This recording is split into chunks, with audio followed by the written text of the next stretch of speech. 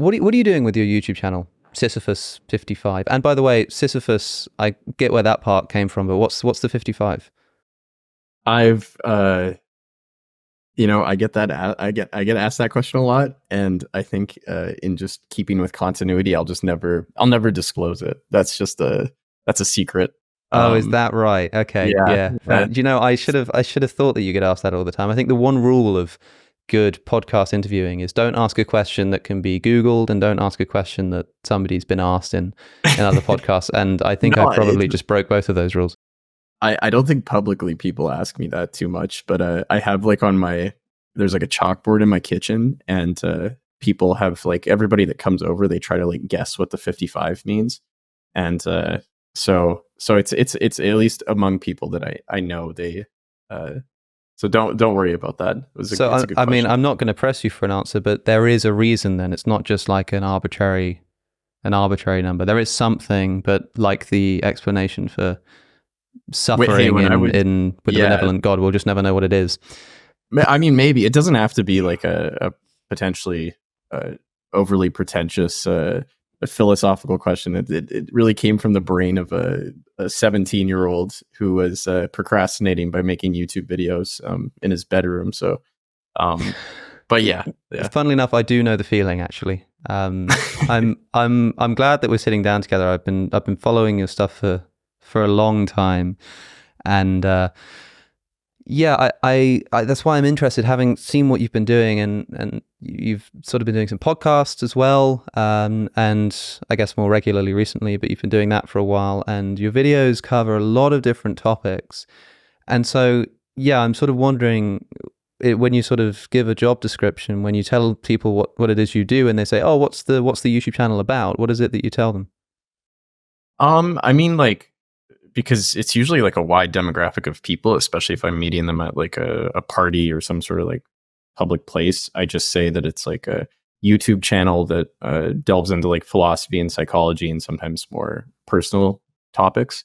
But, I still feel like that doesn't quite capture it. Like, it is really, I think it initially started as an excuse for me to just read the books and research the topics that I was intrinsically interested to learn about. And thankfully, my own intrinsic interests aligned with a lot of the interests of other people. So it was a nice kind of relationship there. I think more recently, it's, maybe in the last year or so, I started to kind of wake up to the idea that there were like, I get a lot of messages and stuff regarding mental health, or people in not great positions in life. And, they're telling me that, these videos helped in some way. And not that I set out to make these videos to specifically help somebody. It was really out of my own trying to figure things out. But I did realize that there was some sort of social utility in making these videos, and also having some sort of influence.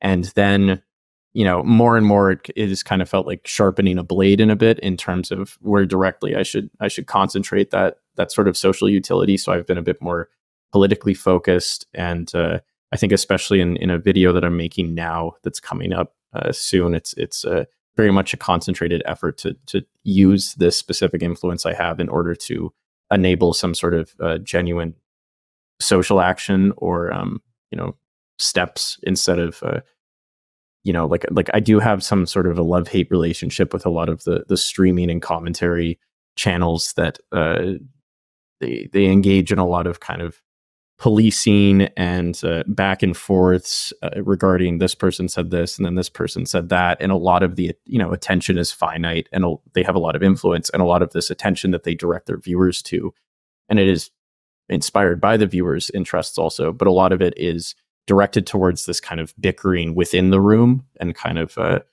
the idea of of talking about accountability and stuff like that, and a lot of it doesn't really direct towards any sort of genuine social action. And I'm looking at myself also, because I've talked about a lot of things, and then I kind of by the end will propose some sort of abstract solution to them. And at the end of the day, you're a video essayist. You can only do so much, and you are kind of partially doing it in order to generate revenue. But I am becoming more interested in actually helping in some way to change things in some sense. So kind of getting out of that, just I'm making videos for fun or for myself, and maybe actually instead looking towards some more actionable outcomes.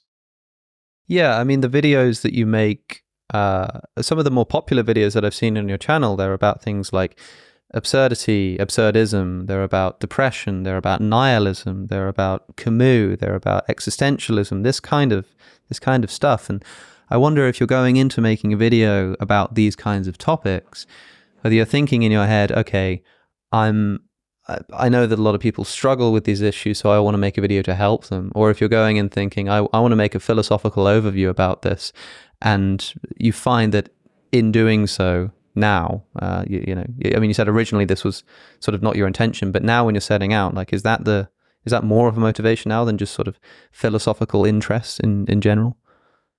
I think it would be disingenuous for me to start like exploring topics or advocating for certain topics if I don't have some sort of personal interest or emotional stake, because then you can kind of, you can kind of end up just you're kind of being controlled by your audience in a way. You're being controlled by what you think the audience exactly would be interested in.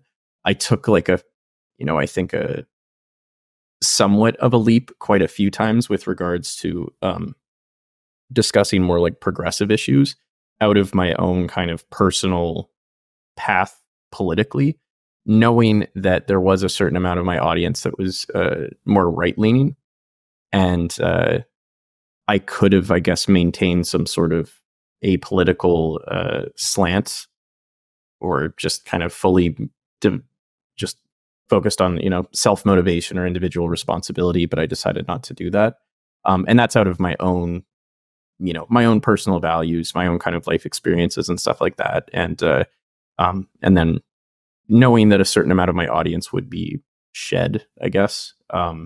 So I think at the end of the day, it's usually topics that I'm still personally interested in or invested in. Like things I get quite obsessive, and certain issues or things will kind of pop into my mind, and like I'll be thinking about them a lot. Like when there was the whole Andrew Tate, the Manosphere saga, that was quite interesting to me. And then there were other YouTubers that had made videos that I found were quite insightful, coming from different angles about it. And then I, started reading masculinity studies, and then in my own kind of personal experience with masculinity, it all kind of developed into, I'll make like a video series about masculinity in the manosphere, and have some experts on and talk about it.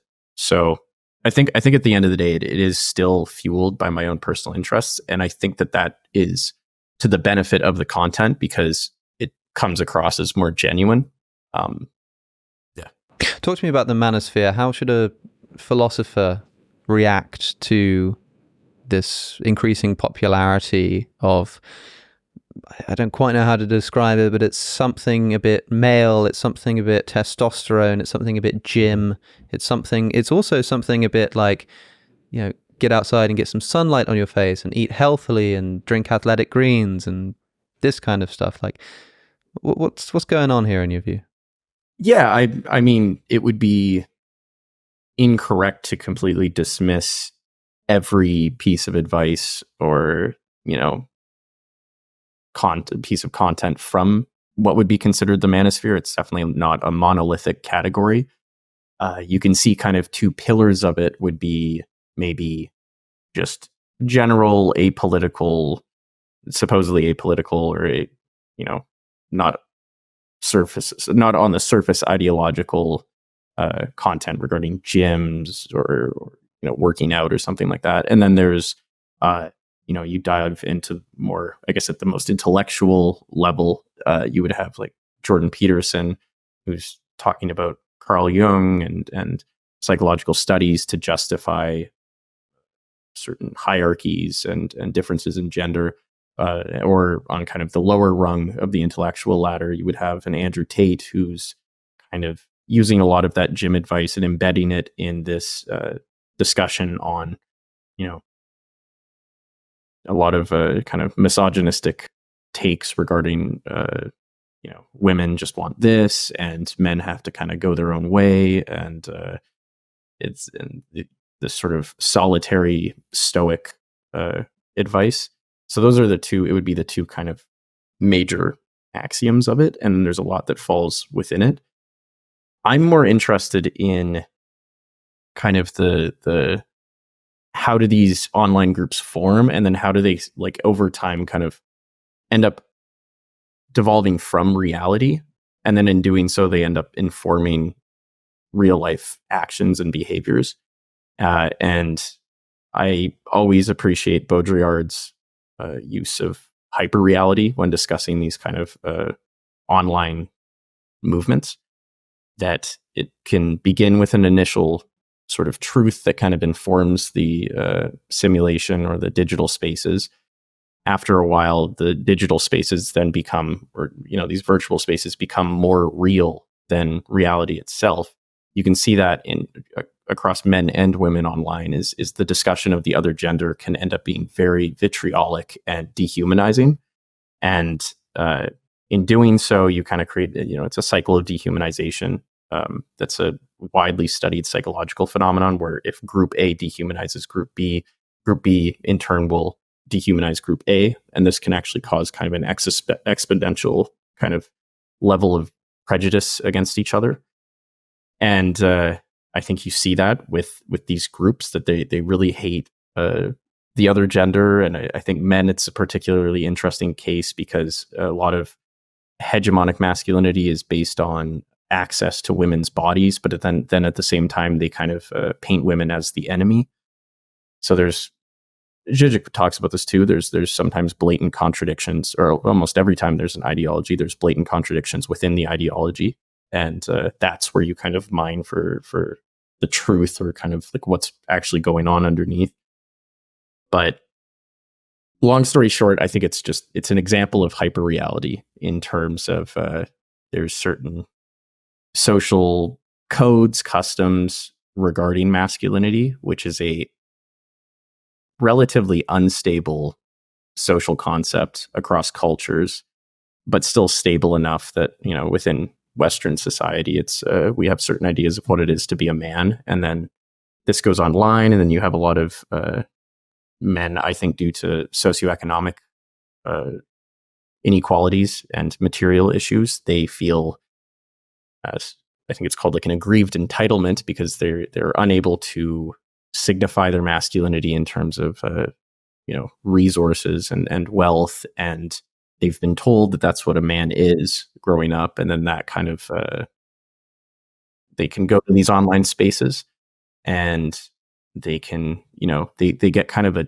double-edged sword of they get maybe sometimes practical advice, like good advice is going out, getting some sunlight, working out, sometimes just learning how to talk to girls.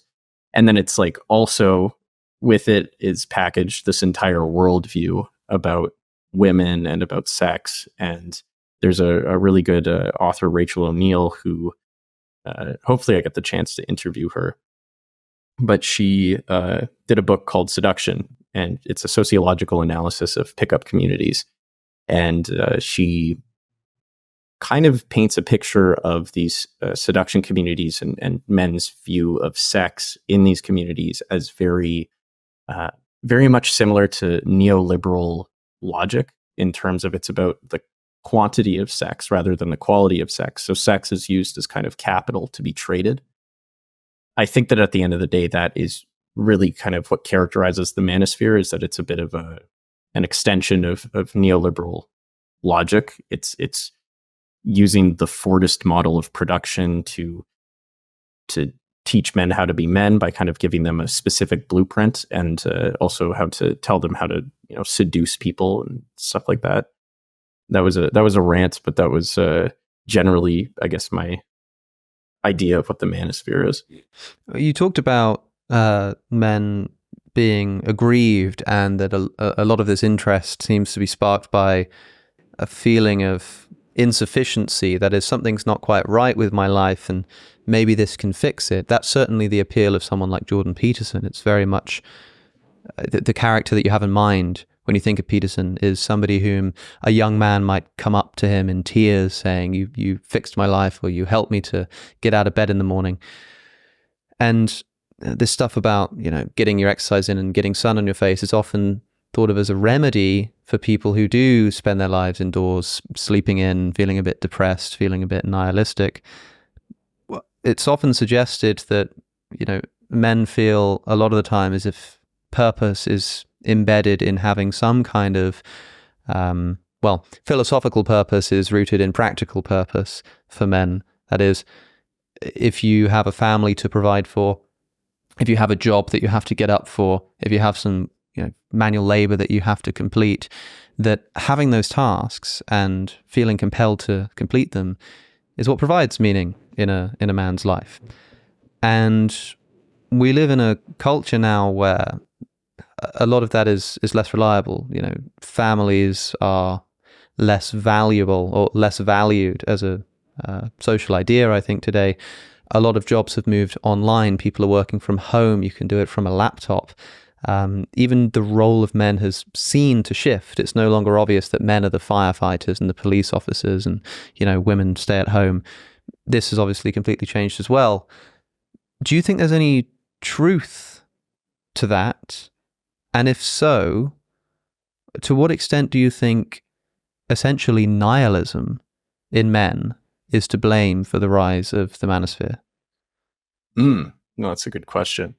I mean, it's I guess it's kind of characterized by a sort of general disillusionment brought on by the fact that most people, they derive their identity primarily, or at least, historically speaking, primarily derive their identity from their gender, which is a statement that doesn't seem readily apparent, but that's because it is so kind of inherent. We don't even consider it. When you're growing up, you're generally going to, if you're a boy at birth, you're going to hang out with other boys. You're going to do certain things that boys do. Same thing with girls. It's like just a very normative, unquestionable dynamic that occurs. And I think I used in a video the idea of thrownness by Heidegger, that you're thrown into the world, like that, just that sort of sense of you didn't ask to be here, and you then kind of have to really quickly, rustle up some sort of way in order to survive and to make sense of your existence. And gender is one of the initial mechanisms in which to form your identity and your sense of who you are. And I think one of the things that has disrupted this for people that would be considered gender essentialists is the existence of trans people, and they show that there's some differences, some, I guess, anomalies within this comfortable worldview. And I mean, that's also why you see the manosphere attack trans issues a lot. And also, I think why, Peterson aligns postmodernism a lot with nihilism, because he kind of sees just that sort of just general, if this traditional fact is potentially ruptured, then, it's nihilism, it's bad. And we need to go back to kind of a more stable set of things, which I find also just strange, because he's a huge advocate of Nietzsche, and Nietzsche in many ways would be considered like a kind of proto-postmodernist in terms of deconstructing values. But going back to nihilism with men is that, they grow up and they realize that in terms of the checklist that they need to hit in order to prove themselves masculine, because, and there is something kind of almost Judith Butler-like about the manosphere, and Buffon talked about this too. Is that men need to perform their gender. It's not something that you're necessarily born with to a certain degree. Like you're afforded certain privileges off of the fact that you're a man, but then within, especially circles of men, you need to really prove your status. And Rachel O'Neill talks about this in Seduction. Is once again, access to women's bodies is considered capital and a form of currency within these, pickup artist communities, where men will kind of trade stories of sexual conquest in order to prove their level of masculinity. So if you are, unable to have access to women's bodies, if you're unable to show that you have some sort of sexual experience or skill, or if you are unable to provide in some way, or if you are unable to really assert yourself, like if you're just, bullied a lot as a kid for being like skinny or something like that, you are going to feel a sense of serious like identity misalignment. If you were brought up as a boy, you're going to feel that sense of nihilism, and you're going to think, man, this is like, maybe this is all my fault. Maybe I'm not really like a man. Maybe I'm not, who I should be.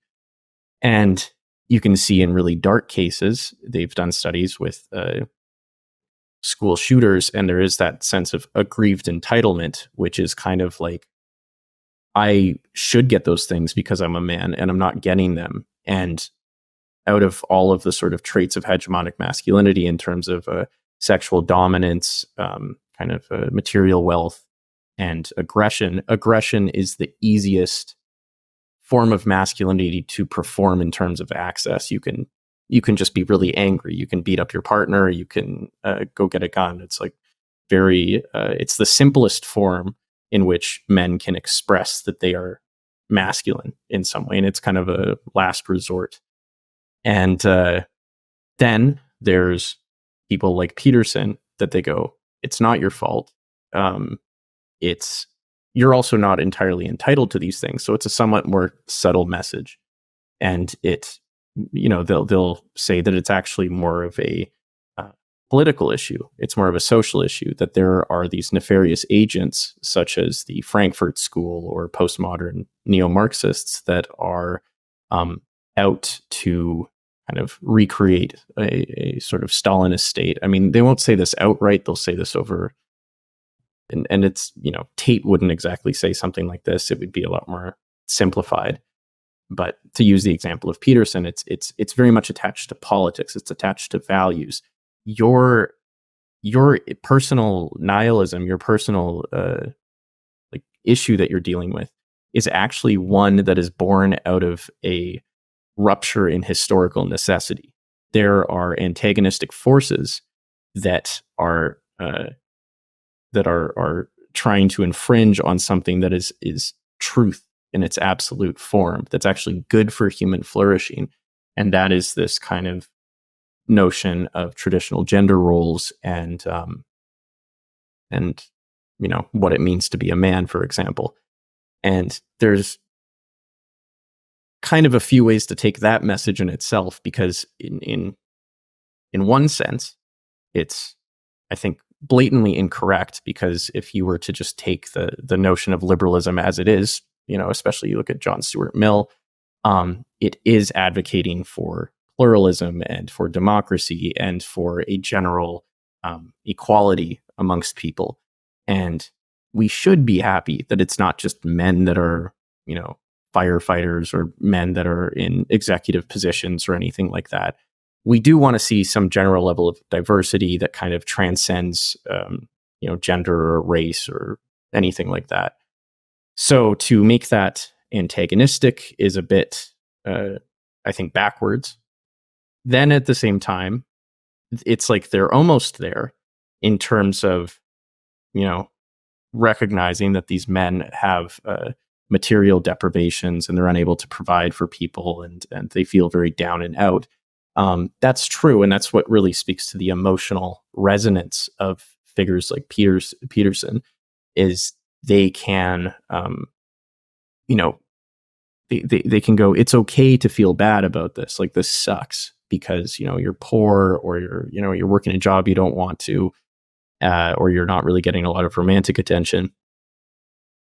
But it doesn't go all the way, because at the end, it just like places all of the responsibility on the individual, which I think would just lead to more frustration and aggression. Like the whole idea of cleaning your room, which is famous in his lectures. it's you could be really poor and you could go and clean your room, and then you have to go and work your shift really early in the morning, and then after a little while you're like, I can't really clean my room because I'm so tired all the time. And it's and then you kind of just like give up, and you're not very, you don't really feel like this might have been useful. Maybe it is, maybe you do have that capacity to do so, but the issue there might not actually be cleaning the room. The issue there might be the fact that you are working insane hours and getting like a almost unethical amount in terms of wage or money, and that maybe the issue isn't actually your fault entirely, or maybe it's not your fault or your responsibility in this regard in terms of self-improvement. It's actually, maybe you should be focused on social improvement. Maybe you should organize in your workforce and maybe talk to other people. And it's like, hey, maybe they're kind of overworking us. Maybe this is why a lot of our lives aren't going great. So it's like it's more subtle.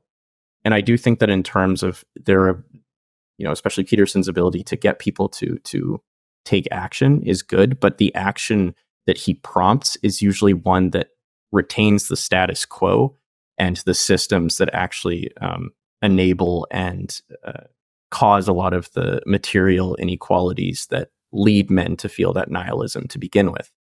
Then there's a whole other thing with regards to, I think that overall people are over-identifying with their gender, and it is just healthier on a personal level to see gender more as an aesthetic than as, this deeply essential, integral component to who you are.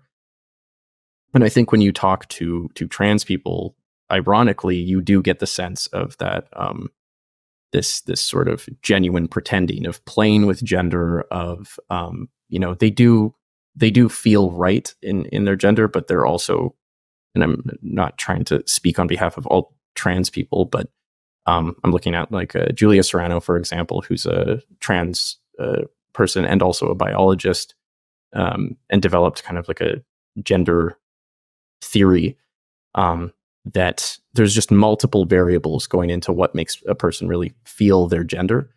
And it is somewhat biologically based, somewhat socially based, and it's too blurry to really just completely pin a worldview on you need to be this exact gender for like the good of the world or anything like that. It's we need to pull back from that a little bit. I don't know if that last part is totally clear, but well, you said that people were over-identifying with their gender. I mean, we've been talking in the context of the manosphere, but is this something you think women do as well?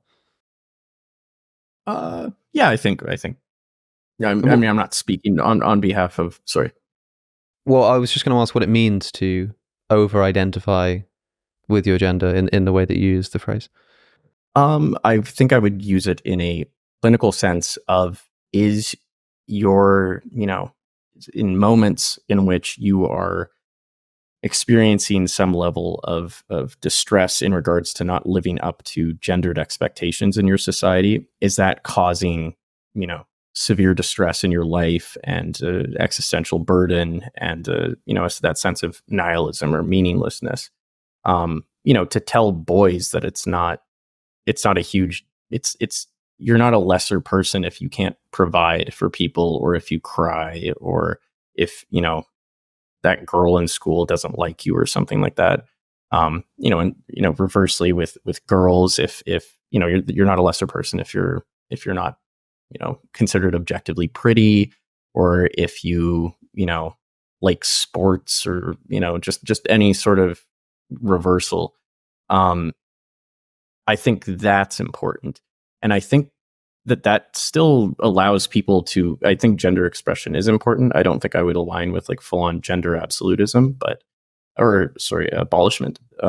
But I think that there should be just a general socialization of kids to realize it's not a huge deal if you can't, if you feel like you're unable to express these things or if you're unable to prove your gender identity towards people. And I do think that the fact that the outlet for men is aggression, whereas for women it's usually oh my God, there was a study on this. This is a while back. For women, it's usually kind of either caretaking or withdrawal, like affection or withdrawal. Speaks to the fact that I think for men it should be emphasized, especially because the repercussions of men feeling angered about the inability to prove that they are men is much worse for themselves and I think like the world in general, whether it's their romantic partners or. Do you think there's anything wrong with identifying with your gender in this way? In that, I think when somebody says in a conversation like this that people are strongly basing their entire identity on their gender, that this is just assumed to be a bad thing, but if it is something sort of deeply rooted in our psychology and our biology, and the fact that men are more aggressive, for example, that if we take an approach of trying, rather than trying to find like healthy outlets for that aggression and saying, no, own your masculinity. Yes, you are a man and that is crucial to your identity. That is going to mean you're more aggressive, but, take up boxing or something like that, do sports. This seems to be sort of the opposite to the approach that I think we've been institutionally taking in the West. I mean, there's obviously a big culture clash on this issue, but I think, certainly like the government in the United Kingdom, I don't know what it's like in Canada, but I think it's fairly similar, and to a certain extent the United States as well. The approach seems to be more something like, no, like masculinity actually isn't important to your identity. And even if it is, masculinity isn't about being aggressive or anything like that. And so why don't you try doing more traditionally girly things? This is how we solve the problem. It seems to me that if it is actually the case that men feel, and indeed women feel, strongly identified with their gender, and this is causing some kind of problems, that if some kind of cultural force or a political force comes along and says, well, have you considered the fact that being a man isn't that important at all, and have you tried acting more like what's traditionally associated with the other gender, wouldn't that potentially just make the problem worse, if you see what I'm saying? Yeah, and I mean, I hopefully it didn't sound like I was advocating for that stance. No, I don't think that's what you're doing, but I think that's probably what it's something like what our institutions are leaning towards, right? Yeah, I think that's the natural next step in this discussion is, as I said, I don't really, I don't totally agree with the idea of we can completely abolish gender. There and Judith Butler, who's like a significant gender theorist, they even state that there, and I can find the passage afterwards. It's I wish it was quoted more, but it was basically they were saying that my work should not be taken as a disapproval or rejection of those who feel super strongly towards their gender. Butler's take on gender is that it's a performance, but the extent to which people feel strongly towards that performance differs. For some people, it does not matter at all. For other people, it is extremely important. It's extremely significant to who they are. I do think that there's a certain limit where it starts to matter so much to them that they can start damaging other people. That was kind of or they could start to feel really bad. And that's where I mean, like, people are over-identifying with their gender. I don't think broadly that it's that big of a deal, because there's just a normal distribution of people that they identify as cis men or cis women.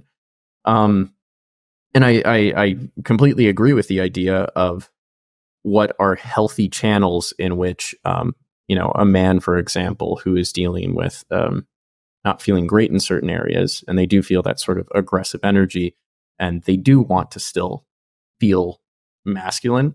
Where can they channel that? That's super important. I don't think that at an institutional level we should just start aligning, everything that is bad is masculine and everything that is good is feminine. I think that will just, it goes back to that cycle of dehumanization that I was talking about, where it is just dehumanizing one group. And for the most part, this group, if they're not, liberally educated, of a high socioeconomic status, and they're being told by academics and institutions that, masculinity is bad and in a blatant sense, they're going to feel dehumanized, and they're going to dehumanize the other group. And it doesn't lead to any sort of effective change. It doesn't help anybody, I think.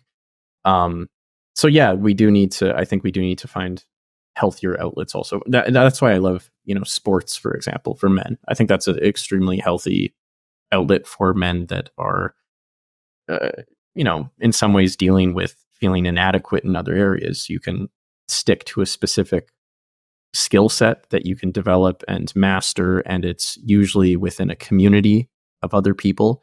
And it's also usually you're entering an arena in which you have to be emotionally vulnerable. You can't really, in terms of competition, your true colors show. So you have to learn conflict resolution. I think that as an example, when you said boxing, that's an extremely productive form of curtailing this potentially aggressive group of people, or people that are not doing too well. Yeah, and it's not just playing sports as well, but also even just being a fan. I mean, entering into a football or soccer stadium and hearing these crowds roaring at each other. And an interesting thing about football in the UK, I don't actually know. I don't know much about sports, certainly not in North America, but it might be the same, that people support teams that are not where they're from. I sort of grow up in Oxford, and my friends are supporting Chelsea FC, and they're supporting Arsenal, and they're supporting Leeds. And I've always been a bit confused by this. I mean, I assume it's probably got something to do with people moving cities. I mean, there must be some origin for this, but it seems mostly it's inherited from parents. But some people get into football for the first time in their generation. They're the first generation of their family. And it seems like they almost just would have to arbitrarily pick somewhere, if they don't pick their own city, that is.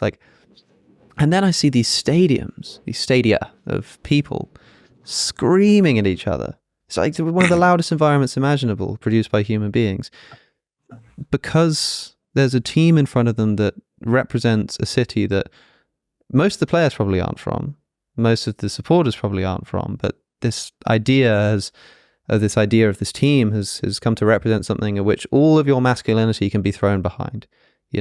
Men pitted against men in a battle. Someone's going to win, someone's going to lose. And it feels like it's a good outlet for an expression of the kind of thing that we're talking about, which might be why it's a sort of masculine dominated sport. But it does seem just quite interesting to me I've always wondered about this question. I thought to myself, okay, suppose your football team is kind of a ship of Theseus that you can do with football, in that players move around, right? And so if a player moves from your team to an opposing team, you might still respect the player, but you don't support that player anymore. You support the new player who's come in to replace him. Well, what if your favorite team are playing your enemies, and half time comes, and due to some freak business deal in half time, every single player on one team is swapped for every single player on the other team. And so everybody comes back on the pitch, and they're actually stood on the same side of the pitch because, they've swapped, but now they're stood on the other side. The only difference is that they've changed which t-shirts they're wearing, and they go to play football. Who are you cheering for?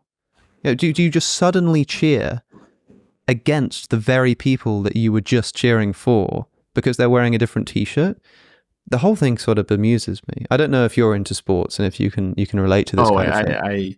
I mean, yeah, firstly, I cheered for the Toronto Raptors when I was a kid, and it was out of the arbitrary, no one in my family liked basketball, but it was out of the arbitrary fact that I really liked dinosaurs. And so it was a cool mascot. And then they were the only Canadian team. So I always cheered for them.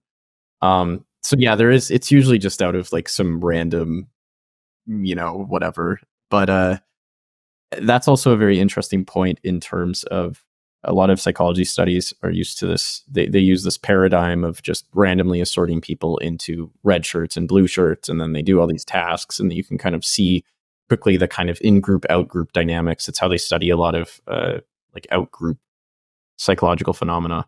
And I've never thought of the idea of how it would relate to spectators. I don't know. I'm thinking that in terms of if I really identified with the personalities of the team, it usually takes me there is in sports, it usually takes a little while if a player was playing on my team and you develop some sort of I guess affection towards them or loyalty, that when they go on to another team, you're still going to cheer for them for a little bit. Like even if they're playing against your team, you're not going to feel that bad because they are beating your team, because you're like, well, they kind of used to. It kind of takes a little bit of time on an emotional level. So I don't know if in halftime it would be enough for players to, or for fans to really switch in terms of loyalty based off of just a shirt.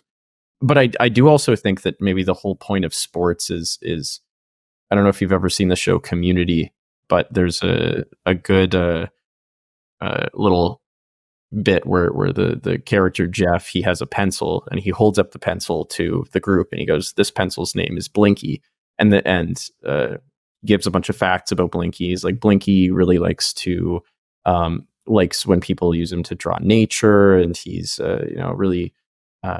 really likes using his eraser and stuff like that. And then he just snaps, and everybody goes like, "Aw," and then he snaps the pencil. He goes, "Blinky's dead." And then they all went, "Aw." And he's explaining that like a lot of everything we do is in some way, especially when it comes to like sports, is we need to find things to give meaning and relevance to. And when we kind of identify ourselves or identify it with like a sort of some level of emotional resonance, then it's already gone. Like we've it doesn't really matter in terms of trying to grasp it on like an empirical level. We just seem to like to do that in general. And I think sports is like a good example of that. Well, we can talk a bit more about the philosophy of sports here. What is it that's being supported by a supporter? There are sort of a few options that you might consider. By the way, I think that the, so to speak, objectively correct answer to the question is that you continue to support the team. That is, you support the other players, because I imagine it would be confusing, but if you were to interview people outside of the stadium, they'd probably say something like, "Well, this is obviously very weird and I feel very conflicted, but my team is my team and that's who I'm here to support."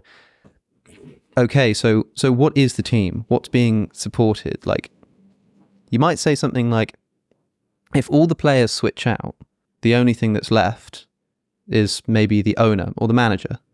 It feels weird to say that you're like supporting the manager, or certainly supporting the owner. And, owners can change. So the players change, the manager changes, the team colors might change, the uniform changes, the owner changes, the team changes hands. And yet still there are people who will be there saying, but, Tottenham, Arsenal, yeah, that's my team, that's what I support. What is it that's being supported? It's not the place, because most of the players aren't from the place, and the supporters aren't from the place. It's not the players, because they can switch out. It's not the owners or the managers, they can be switched out. What is it that's represented by this, the logo for Arsenal FC? What is that thing? Yeah, I think sports teams are almost the quintessential kind of presentation of essentialism. Like you believe that there's some sort of essence about this team in some way, that there's this idea about it that can't be touched by any sort of external influence. And that I remember when the pandemic happened and how important it was for sports to come back. And it makes sense because it grounds people. It has that essentialism to it that no matter, which players are traded, or even sometimes they change the cities of the team. Sometimes the name of the team changes, and sometimes the team is doing absolutely terrible and people are still cheering for it. None of those things matter. It's that it grounds us in some way, that there's some sort of truth to it that we assign to it, and thereby identifying with it, we can stabilize aspects of ourselves. No matter if you're going through a divorce or you're getting fired, you are a fan of Chelsea, or you're a fan of FC Barcelona. Like that's going to be a consistent trait of yours. And And, it sounds absurd and ridiculous if you're not a sports fan, but, I think it explains the sort of, at times, primal associations that people have with it. But I mean, yeah, that it can be a consistent part of your personality that you are a Chelsea supporter, but what is that? What is Chelsea? What is Chelsea FC? I mean, I guess I'm just struggling to understand, even like as an idea, like obviously it's not a material object, but even like in the abstract realm, I just don't see what it is that the concept is attaching itself to. You know what I mean? I think it goes back to the pencil idea. Or the pencil example. It's less about what actually it is. There's nothing there, and I mean that in terms of the idea. Like the idea itself can be completely empty. It's the effect of the idea. It's and I think I was recently reading this book called Cruel Optimism, and it's about in general this psychological phenomena where people will gravitate towards certain objects of desire or salvation or hope, and those very things will actually be impediments or the downfall to their flourishing. I think this author specifically is talking about the idea of the good life in post-war US, kind of like the sort of consumerism and general kind of up and up progress going on. And, that led to a lot of environmental degradation, a lot of mental health issues, greater material progress. But there was never actually a clear idea of like where it was going or what it was going to amount to. I think there is no idea behind these things. I think these things are empty. It's a completely empty container. But what's important is that there is a container, and we can like grasp it, and it grounds us in some way. But I think at the end of the day, when you deconstruct these things, there's nothing to them. It matters very little if the Toronto Raptors end up ever winning another title or not in the grand scheme of things. And at the same time, it would hurt me a lot if that was the truth. So, I'm just thinking about it now. I think there's an obvious option which I completely neglected to consider, which is that the football club consists not in its players, not in its managers, but in its supporters. It's the supporters themselves who make up the thing that they're supporting. And I think that's something like what you're saying too, but you're just sort of creating out of thin air this relationship to thousands of other people. And that's what it is, because even if the team changed, it doesn't actually matter which side everybody starts clapping, as long as everybody's doing it, right? And, supporters can have problems with their players. They can start to hate one of their players. They can hate the new owner. They can think the manager is a bad decision, but very rarely are they sort of turning against each other. And in fact, most of their anger is not directed at the opposing players, but the opposing supporters as well. So I don't know, maybe everything else is just a proxy for, something like something resembling a national identity or a community identity, but this microcosm of it within a stadium. Yeah, no, like I made a video a while ago called "The Case Against Santa Denialism," and it was like a video about people that are, they deny Santa in some way. And all of it was kind of just to say at the end, and it was a bit of like I'm atheistic or agnostic, but I fully understand why people are religious. I understand that, like, the whole point of faith or hope. I find that it's an extremely interesting thing to talk about. But the video ends on this kind of interview from Donald Glover, and he's talking about, the spirit of Christmas isn't like, it isn't Santa, or it isn't like the gifts necessarily. It's in like the belief of the kids. Like, that's like growing up is when you realize like why you should lie to your kids about Santa, pretty much. That's the whole point, is like, that's the most magical part of it, is because by them believing, by them kind of endorsing this magic, you kind of enter into that space. Even if you're like logically aware of it, it's like it gives a little bit of something special to your life. There's a sort of goodness to your life that I think is on an affective level crucial for us to keep going, like as a society in some way. Like we do need to hold on to these like strange objects of ritual and hope. We've mentioned it a few times now in passing. What is nihilism? Yeah, I mean, in my like knowledge of it, it is the belief that there is no intrinsic or inherent value to things or reality. That is that's my I think when people start to say it's an embrace of nothingness or the void, or it's like when they start kind of giving it normative, like almost as if it's a project. I don't think that's true, because if there's no intrinsic value to anything, I think it's more compared to something like existentialism. It's a metaphysical claim. Existentialism also has metaphysical claims, but it's attached to certain kind of practical, more ethical steps. Like, okay, there's no inherent meaning, so we should make our own meaning. Nihilism is, I think, just torn down simply the fact that there is no meaning, there is no intrinsic value to things. I'm sure there's a more articulate or like more fully fleshed out definition of it, though.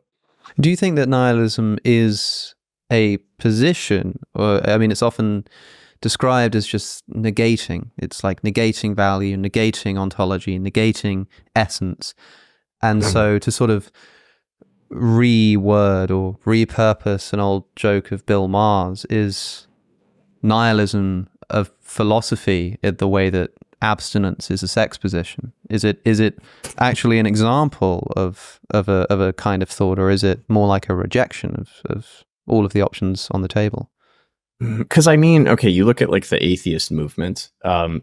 There's a portion of it that you would consider it kind of just a rejection of.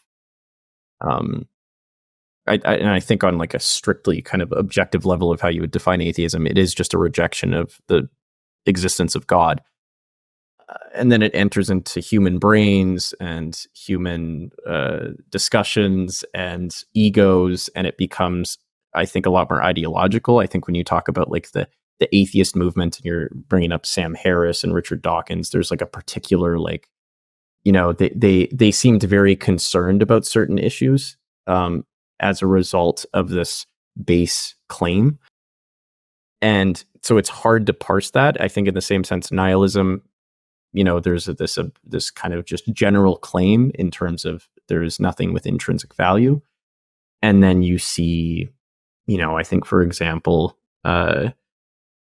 people that are accelerationist or, the doomer, where from that they extract some sort of, even though they think that inaction in itself is aligning with it, inaction is still a sense of action. Or accelerationism, where it's just kind of like let things go so everything will eventually get destroyed. And, or, on a very base level, the idea of like Joker, or just this person who just destroys everything in the name of nihilism, that it's, I think that's giving it, that's a more ideological, more ethical, it becomes a project. It goes from a claim to a project. And I guess it's the is ought when Hume's talking about it, that just because they're saying something is this way, it doesn't ought to result in some sort of action necessarily. I guess that would be my general take. I mean, you've talked about nihilism a lot on your channel. It's sort of a consistent theme. Do you consider yourself a nihilist? No. I would consider myself I would consider myself maybe of the belief that things might not have intrinsic value. But I don't, I guess it's an agnostic position in terms of, I don't know, there's no way to actually prove that. We have to do basically the best with what we have in front of us. And, that's as good as it gets. I don't, and especially when people would say like Nietzsche was a nihilist or something like that. Just because Nietzsche entertained the idea and, explicitly claimed, I think, several times with regards to there's certain things that really don't matter, or just, this general idea of nihilism and nothing matters, that there are still things that he believes should matter. He advocated for like the Übermensch, for example, and he advocated for the creation of new values. Somebody that's nihilistic wouldn't do that. Somebody that's nihilistic would, first of all, not write a book. They would, they would lie in bed, and I would think that they would just kind of let things pass over, and nothing matters. Their hunger wouldn't matter. Their thirst wouldn't matter. I don't see how a genuine promotion of nihilism would actually amount to any sort of action at all. I think it would be the most extreme sort of passivity that you could possibly even imagine.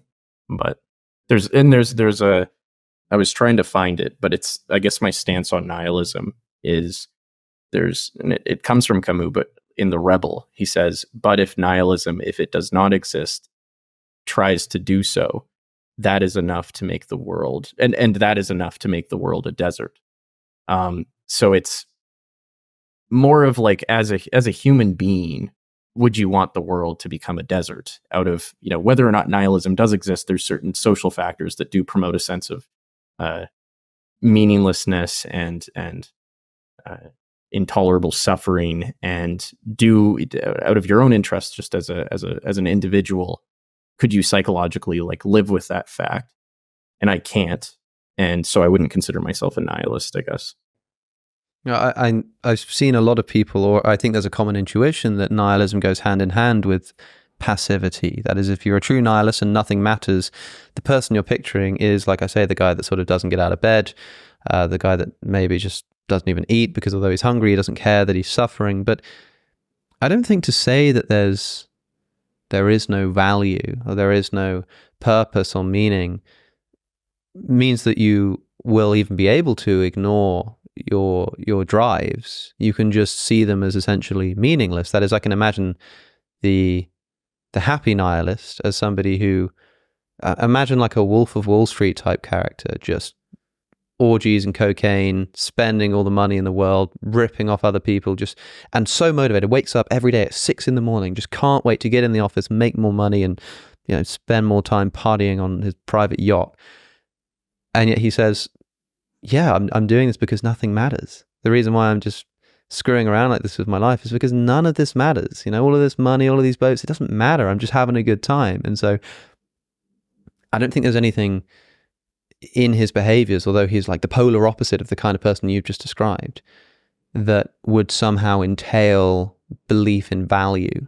It just means that there is some kind of psychological drive within a person to get up and do things, but that's not the same thing, I think, as imbuing them with meaning.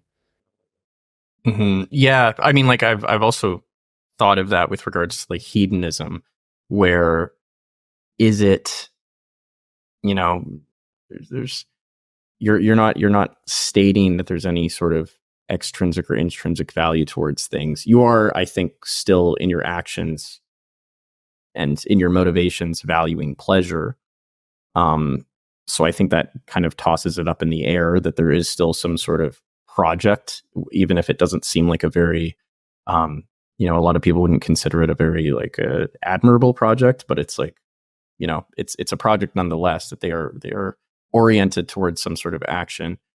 That, I could see somebody considering themselves nihilistic and living a very hedonistic life. Yeah, I mean, hedonism might be a form of nihilism in that, like, yeah, it could be. You value your pleasure, but that's not to say that it is intrinsically valuable.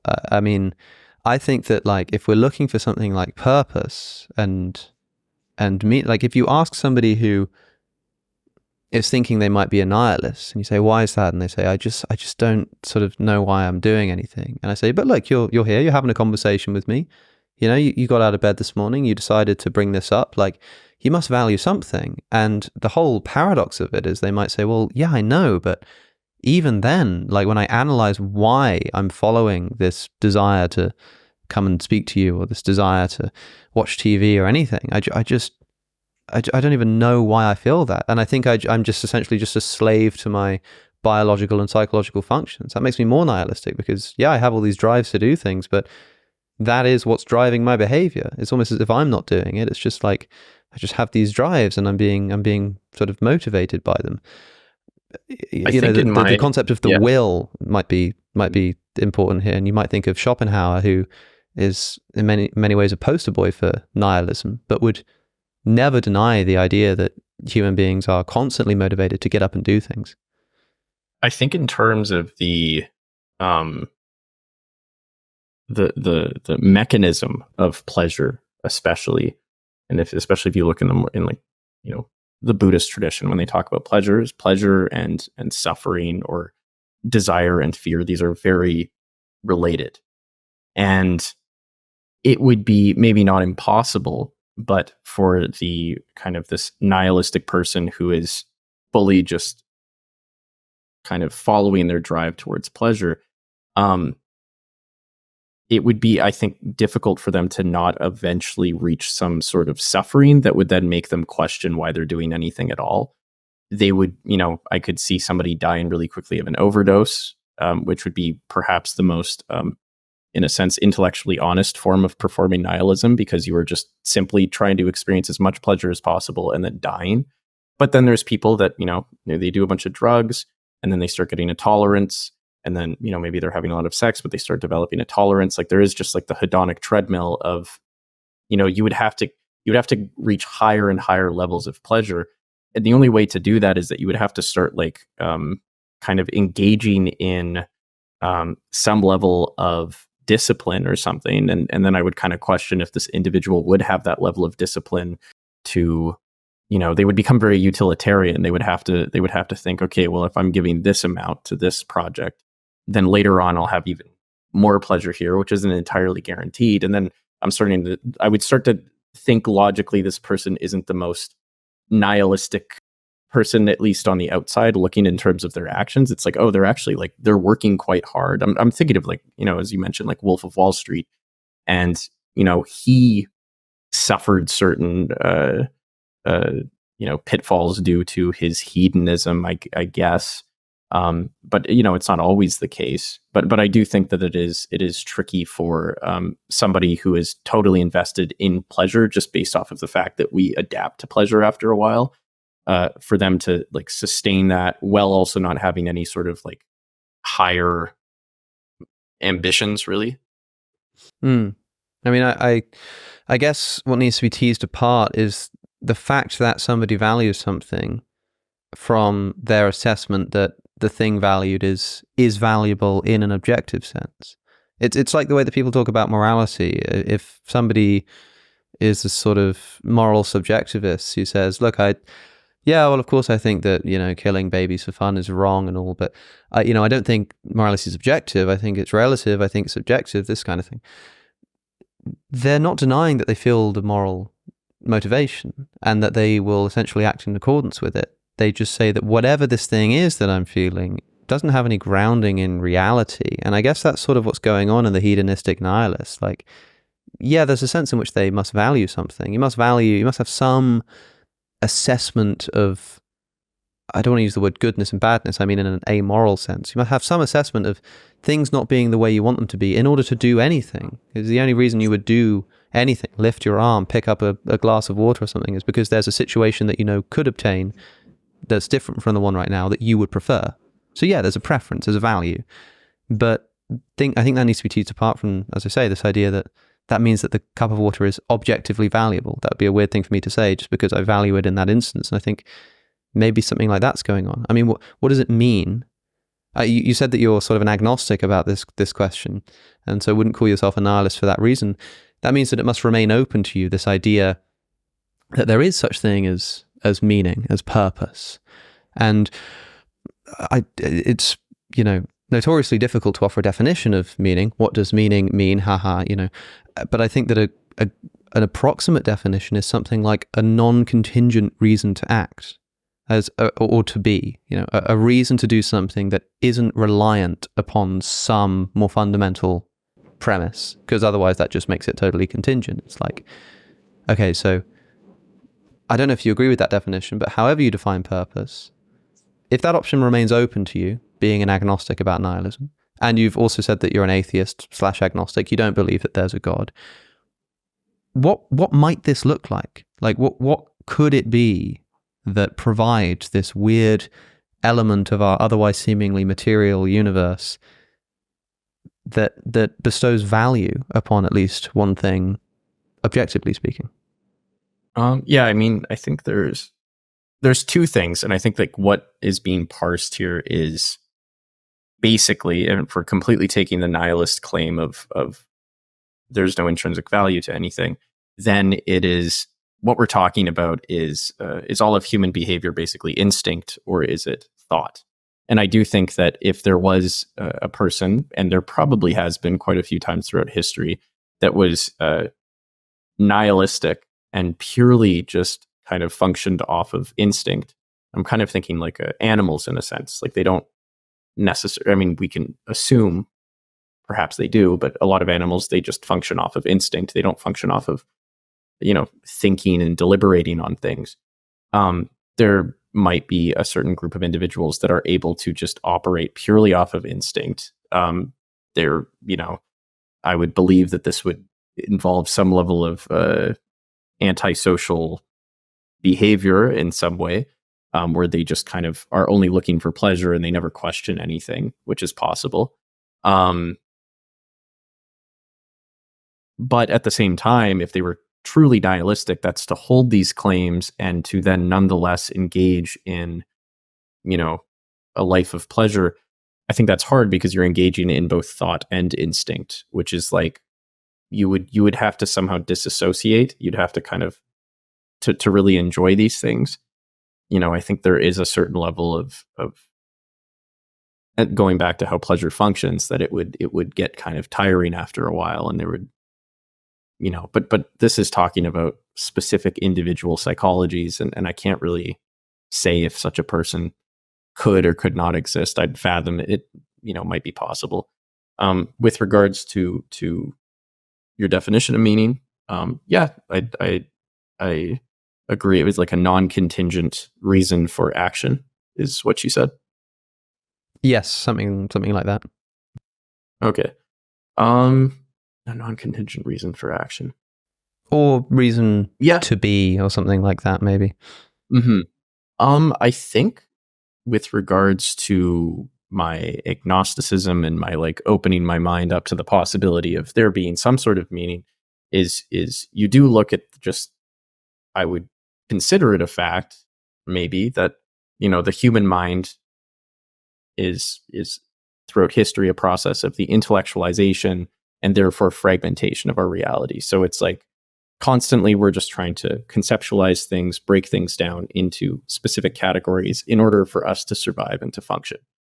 The more you start to get into this process, the more you realize how difficult this is, that there's a lot of categorical issues, there's a lot of conceptual issues with constantly trying to find separation in things. There's so many different anomalies and exceptions. And there is just this general sense that, the boundaries are blurred between things or entities, and that there is a sort of union amongst things that exist, at least. We're made of the same material that was around during the Big Bang, and perhaps even before then. And there is just this is where I'm, scared to drift too far into subjects that I have no idea about. But you look in the case of interpersonal neurobiology, for example, where you can see at the neuronal level, we're affecting each other by mirroring each other's behavior, in terms of where our brain is being activated in order to understand each other's emotions. There's a sort of, it's a field where it's that connection between people can actually be seen at an empirically valid level. And I think that's where we start to get the sense of, without making any claim of what this would end up entailing, but if everything is somewhat connected, or there is some sort of just general unity in terms of existence, that would at least give hope to there being some sort of meaning to it, or I think a better way is some sort of constructive flourishing that could develop out of all of these supposedly separate entities functioning, as one in a sense, but also in their own unique capacities, which sounds very abstract, but I hope that makes sense. That would be my, I guess, like I'm open to it. There's like Spinoza's like pantheism, which is that sort of very abstract belief in God is kind of just entailing everything, which I would I would probably agree with. C.S. Lewis wrote the words, "If the whole universe has no meaning, we should never have found out that it has no meaning, just as if there were no light in the universe, and therefore no creatures with eyes, we should never know that it was dark. Dark would be without meaning." Do you think there's any wisdom in this?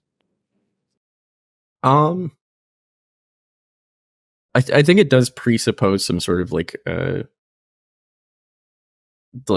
still like a metaphysical claim of we don't actually know. Like whenever it gets to this point, it's like, well, we would have to look at a reality where that did not happen, which is like kind of impossible to wrap your head around. So I don't know in that sense, but it is like there are enough things. I don't know if it's not a very like logical backing, but there's just enough things going on. And there's just this fact that human beings especially have just made such a mad scramble and use of energy in terms of doing things and creating things and making things, and have just expressed so many feelings that, it wouldn't be out of the realm of possibility that it would be amounting to or representative of something larger, or of something that has some sort of intrinsic value. And I don't think that this intrinsic value would be of such an alien nature. I don't think it would be like a god or something. I think it is found in these moments of connection or unity, or it's getting studied a lot more in psychology, but like the study of awe, like feeling like there's a sort of beauty that's both like horrific and insightful, and kind of makes you smaller and kind of can change your worldview.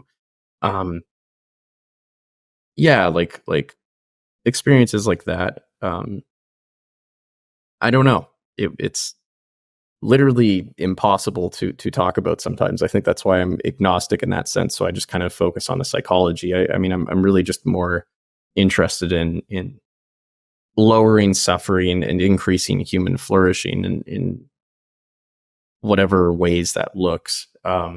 And if that helps lead to some, greater intrinsic value that we're not aware of or can't quite grasp, I'll probably never know.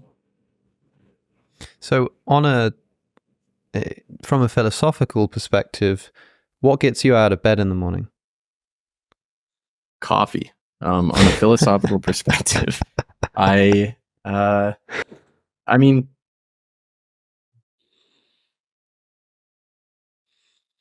that would be, by the way, the nihilist's unironic answer. Yeah. Yeah. I do think that it's a lot of it's based off of, I think, previous experiences where I do kind of just always remind myself that there's been enough times in my life that have justified living this life, and each day is just another opportunity for something like that to happen, and you never really know what could happen, for better or worse. So there is just a sort of, I mean this on a philosophical level as somebody interested in philosophy, and maybe not in the more academic sense, is that there's just a basic curiosity that I think fuels existence, of never fully knowing. And whether that's in terms of knowing yourself or knowing the world, or in relation to the two, that is, I think, what generally fuels my my life, my existence, and a lot of my decisions. And would you have any recommendations or advice, given that you're somebody who receives a disproportionate number of emails from people who are struggling with nihilism, and that you've probably seen countless comments in under your videos from people who are in similar situations? I imagine you'll have spent some time thinking about this. What advice you have for such people who are struggling with nihilism, which I think sometimes is just a euphemism for depression, but it seems to be something like a depression with a distinctly philosophical tint or a philosophical motivation. I mean, I think it's probably true that they go hand in hand, but it's difficult to tell whether it's a philosophically nihilistic worldview that leads people to be depressed, or if it's depression that leads people to adopt a fully nihilistic worldview. Whichever way round it is, and maybe you have an opinion on that matter, what would you recommend somebody do in that circumstance if, like you, they have an interest in philosophy?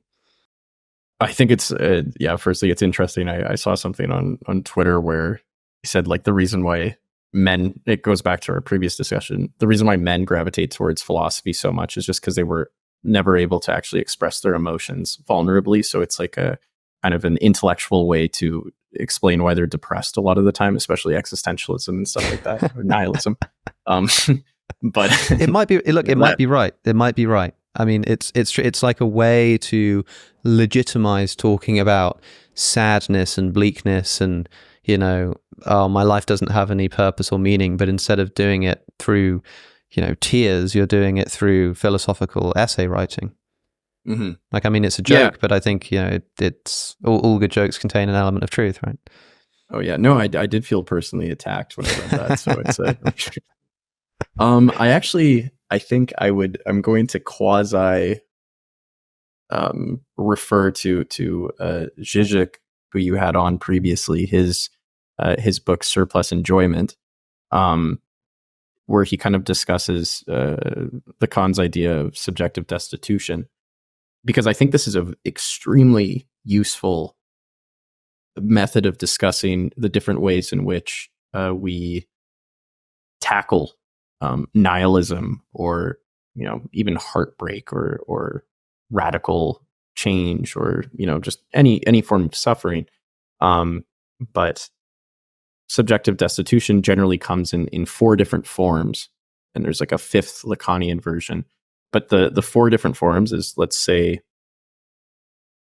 I'll use like political terms here, is you've just realized that the world is like shit, and it's just like a lot of despair.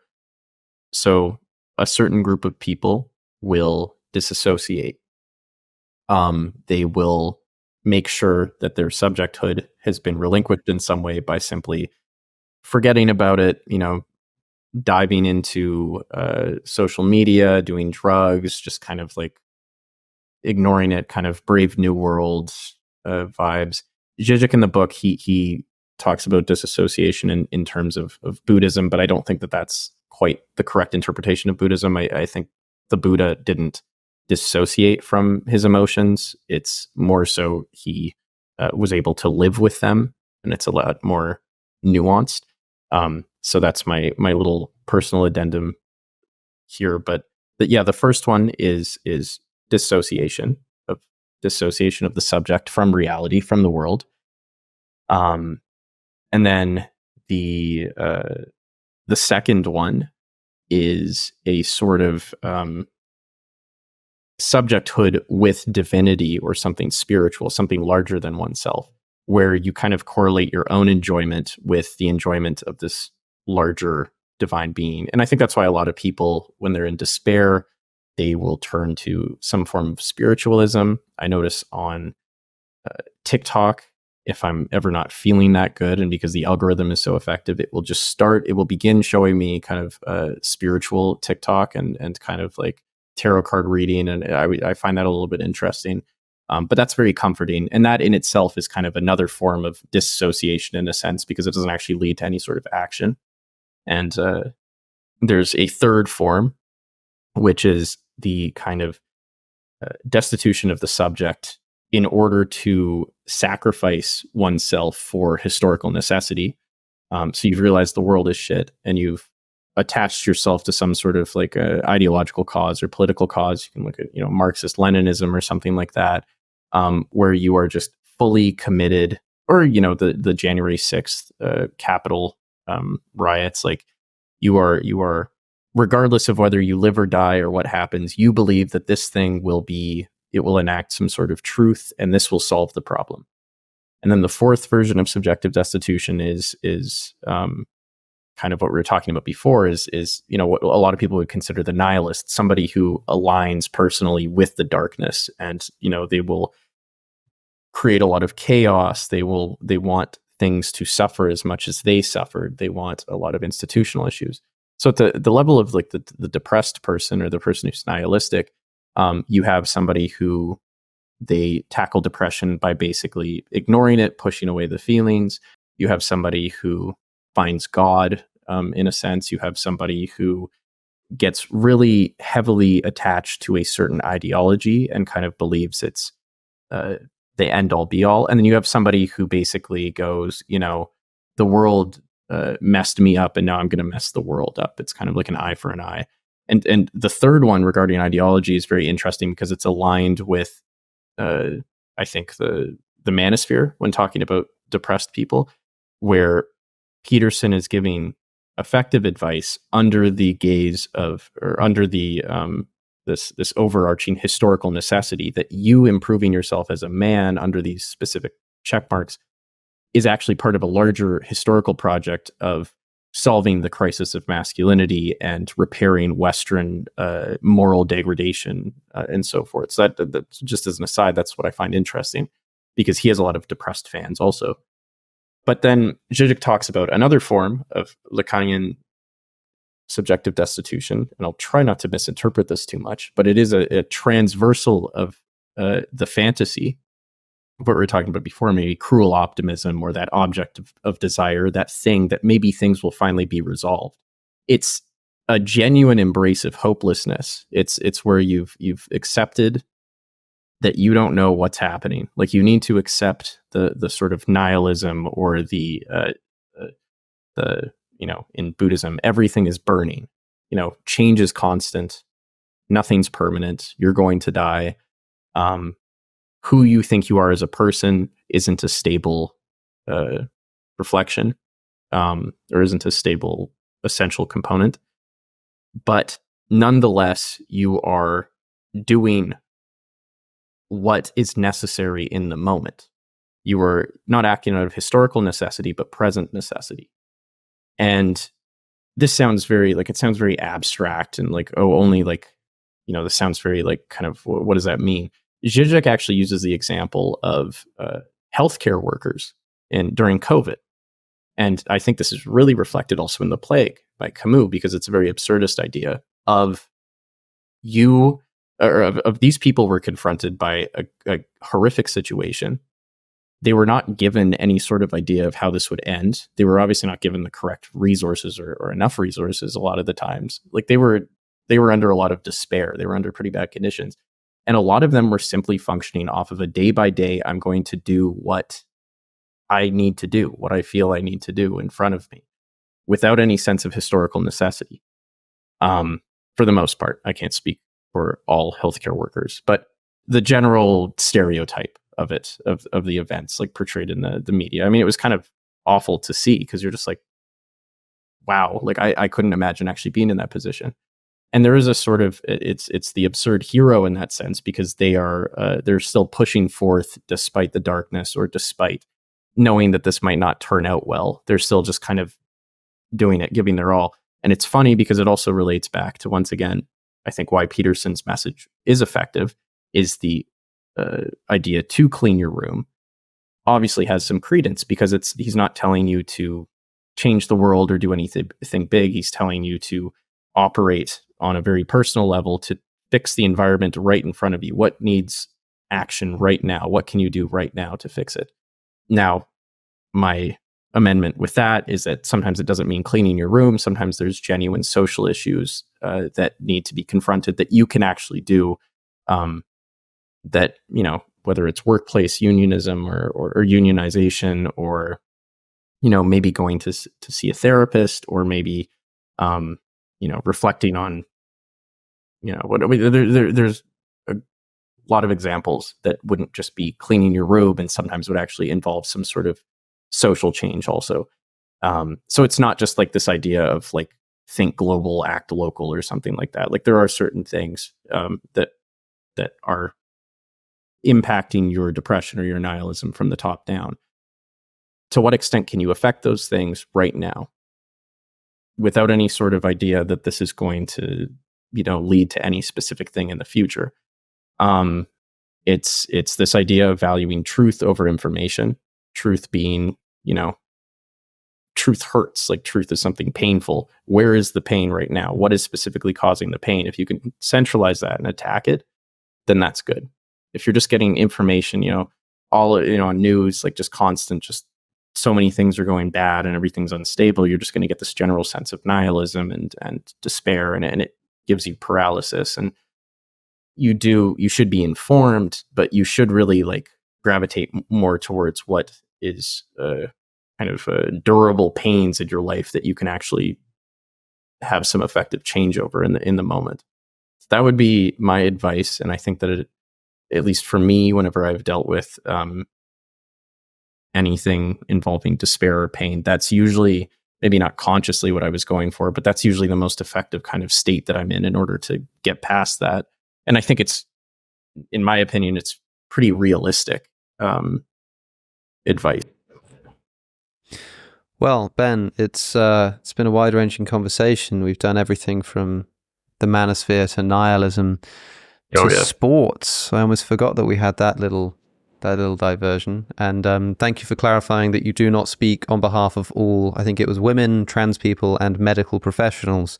I'm just trying my best, yeah. I'm presuming, since you have more subscribers than I do, that most people listening to this will already know who you are, but just in case they do not, Sisyphus 55 is the way to find you on YouTube. You have a podcast as well, which goes on the same channel, but I presume you probably stick it on Spotify, Apple Podcasts. Can you find it that way? Yeah. I tend to listen on YouTube myself. But I really appreciate you taking the time, man. I'm glad we finally got to sit down together. I've like I say, I've been watching your videos for a long time, and I think it's overdue that we finally got to meet. Yeah, no, thank you so much for having me. It was a pleasure talking. If you enjoyed that conversation, then thanks. I'm glad. You can watch more full episodes of the Within Reason podcast by clicking the link that just appeared on your screen. The podcast is also on platforms like Spotify and Apple Podcasts. Don't forget to subscribe. Thank you for watching, and I'll see you in the next one.